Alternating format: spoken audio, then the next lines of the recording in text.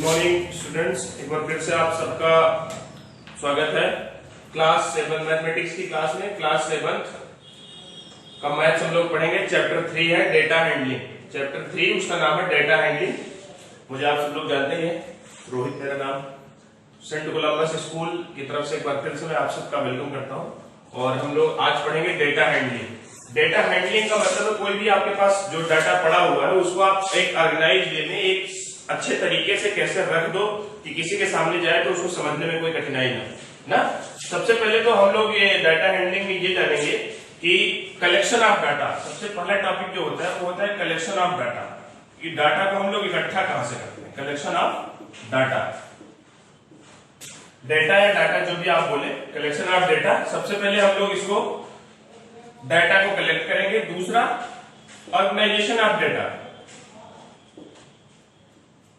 Organisation of data.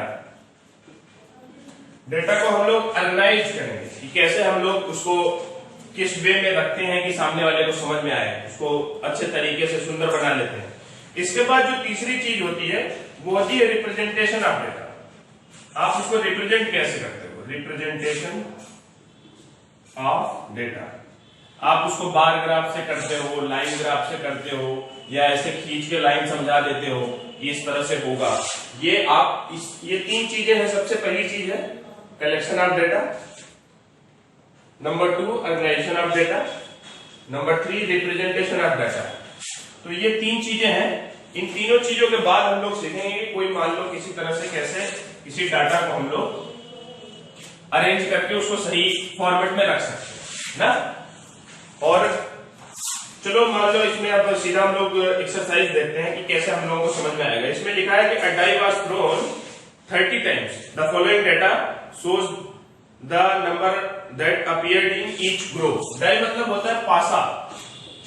जो आजकल आप लोग मोबाइल में लूडो खेल रहे हैं, उस लूडो के अंदर जो डाई आता है, एक बार कोई बार 1 आता है, फिर 2 आता है, 6 आता है, 5 आता है, 4 आता है, तो उसी के अंदर जो डाई होता है उसको हम लोग ये 30 बार फेंका गया। क्वेश्चन में कह रहा है कि 30 बार ये फेंका गया है और 30 बार में आपको इतनी चीजें मिली। मान लो मैं इसमें कह देता हूं कि कोई डाई 10 बार फेंका गया, 15 बार फेंका गया, 15 टाइम्स वो थ्रो किया गया। उसके जो आउटकम्स है ये तो आपका हो गया कलेक्शन ऑफ डाटा, जो आप करने जा रहे हैं कलेक्शन ऑफ डाटा। ठीक है, तो सबसे पहले अब उसके बाद आप मान लो 15 बार फेंका गया, 1 2 3 1 2 5 6 2 3 1 3 4 2 2 कितना हो गया, 1 2 3 4 5 6 7 8 9 10 11 12 13 14 1 2 3 4 5 6 7 8 9 10 11 12 13 14 एक और बार लिख लो। मान लो पहली बार में 6 आ गया, तो ये 15 टाइम्स आपका ये आ गया।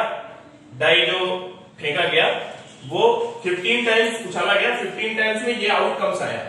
अब इसको हमको लिखना है कि कैसे ये कितने टाइम में क्या क्या आया ना, और जो कितनी बार ये अकर हुआ उसको हम लोग कहते हैं फ्रीक्वेंसी। क्या कहते हैं, फ्रीक्वेंसी कहते हैं। जैसे हम इसको एक चार्ट बना लेंगे, नंबर्स, और इधर लिख देंगे फ्रीक्वेंसी। क्या लिख देंगे, इधर लिख देंगे फ्रीक्वेंसी। अब आप देखो पहला जो अब कोई भी नंबर आप 1 से स्टार्ट कर लो, 1 लिख लो। 1 कितनी बार आया, 1 2 3 टाइम्स, इसकी फ्रीक्वेंसी हो गई 3। 2 कितनी टाइम आया, 2 1 2 3 4 5 टाइम्स। 2 आया कितनी टाइम्स, 5 टाइम्स। फिर आप लिख लो 3 1 2 3 टाइम्स। 3 कितने टाइम आया, 3 टाइम्स आया। फिर 4 देख लो, 4 आपका आया 1 टाइम्स, तो 4 लिख के इससे आगे इसकी फ्रीक्वेंसी 1 होगी।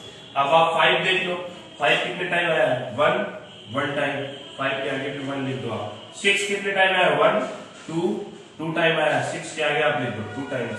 अब आप इसको देखो कि जब ये आपके हो गए नंबर्स, ये हो गई आपकी फ्रीक्वेंसी। फ्रीक्वेंसी को ऐड करने में हमारे पास 15 आना चाहिए, क्योंकि डाइस को हमने कितनी बार उछाला था, 15 टाइम्स।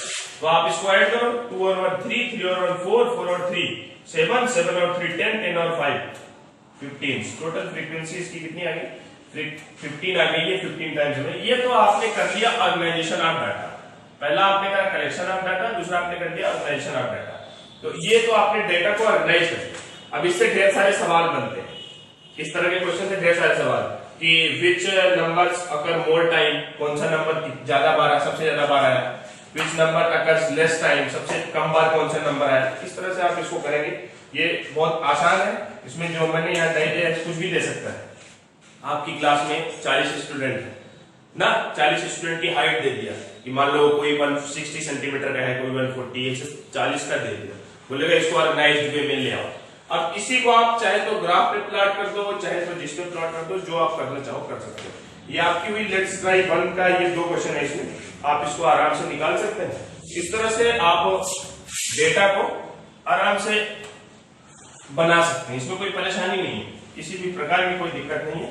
आप इसको डेटा हैंडलिंग का ये पहला टॉपिक है, कलेक्शन ऑफ डाटा, और दूसरा है आपका ऑर्गेनाइजेशन ऑफ डाटा, तीसरा है आपका रिप्रेजेंटेशन ऑफ डाटा। आप डाटा को कैसे रिप्रेजेंट करते हो, कैसे आपको सामने लाते हो, ठीक है।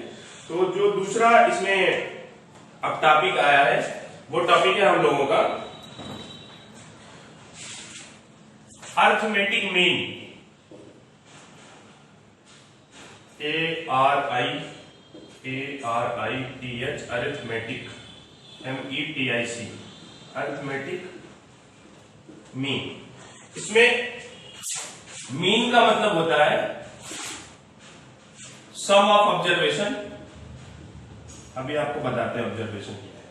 Observation upon number of observation, number of observation. जैसे मान लो एग्जाम्पल के लिए एक एग्जाम्पल बता देते हैं आपको। मान लो एग्जाम्पल के लिए आपको कहा जाए कि ये आपके पास 13, 10, 15, 12 और 6 इतनी चीजें हैं, और इसको आपको इसका मीन निकालना है। क्या निकालना है? मीन। तो ये फार्मूला अप्लाई होगा, sum of observation upon number of observation. ये जो लिखा हुआ है 13, 10, 15, 12, 6 ये ऑब्जर्वेशन है आपका। इस सब को हम क्या कर देंगे? सम कर देंगे। कोई भी डाटा जो दिया होगा उसको हम लोग क्या कर लेंगे? सम कर लेंगे ना। तो इसको हम लोग क्या करेंगे? 13 plus 10 plus 15 plus 12 plus 6 upon number of observation 1 2 3 4 5 5 बार। अब सबको आप ऐड करके 5 से डिवाइड कर दो, जो आंसर आएगा वो आपको क्या हो जाएगा? मीन हो जाएगा। इस तरह से आप इसको आसानी से निकाल सकते हो। ये sum of observation upon number of observation, इस फार्मूले के साथ आप किसी भी दिए हुए डेटा का क्या निकाल सकते हो? मीन निकाल सकते हो। मीन निकालने के लिए फॉर्मूला है, ठीक है। तो इस तरह से आप इसको मीन, और मान लो एक और चीज होती है, एक इसमें और चीज है रेंज। कि किसी भी दिए हुए डाटा का रेंज क्या होगा ना। तो रेंज निकालने के लिए जो फॉर्मूला है वो है highest value minus lowest value. जैसे अभी इसका रेंज निकालना, इसका रेंज निकालने के लिए आपने इसमें हाईएस्ट वैल्यू क्या है? 15 माइनस लोएस्ट वैल्यू क्या है? 6। दोनों को माइनस कर दो, ये 9 आया, यही आपका क्या हो जाएगा? रेंज हो जाएगा। यही इसका क्या हो जाएगा? रेंज हो जाएगा। इस तरह से आप मीन और रेंज ये दो चीजें इसमें निकाल सकते हो। जो लेट्स ट्राई 2 है, इस लेट्स ट्राई 2 में आपको यही करना है। किसी में आपको मीन निकालना है, किसी में आपको रेंज निकालना है, किसी में मीन और रेंज दोनों निकालना है। पहला find the mean of first 5 prime numbers. First 5 prime numbers, पहला क्वेश्चन जो दिया हुआ है उसमें ये दिया है find the mean of first 5 prime numbers. अब 5 प्राइम नंबर लिख लो, आप उसको सबको ऐड कर दो और उसके बाद उसको 5 से डिवाइड कर दो। तो बस यही निकालना है। Find the mean of temperature of last week from Sunday to Saturday. ये दिया हुआ है इसमें टेम्परेचर 5 6 संडे टू सैटरडे आपका पूरा टेम्परेचर दिया है। 1 2 3 4 5 6 7 दिया है। इसका मीन निकालना है। आप इसको सबको ऐड करो और 7 से डिवाइड कर दो, आंसर आपका आ जाएगा। इस तरह से आप लेट्स ट्राई 1 और लेट्स ट्राई 2 को करें। उसके बाद हम लोग फिर नेक्स्ट वीडियो में अगले दिन के लिए फिर से मिलेंगे। अच्छे से पढ़ाई करें और जो नहीं समझ में आता है इस डेटा हैंडलिंग में उसको आप पूछें।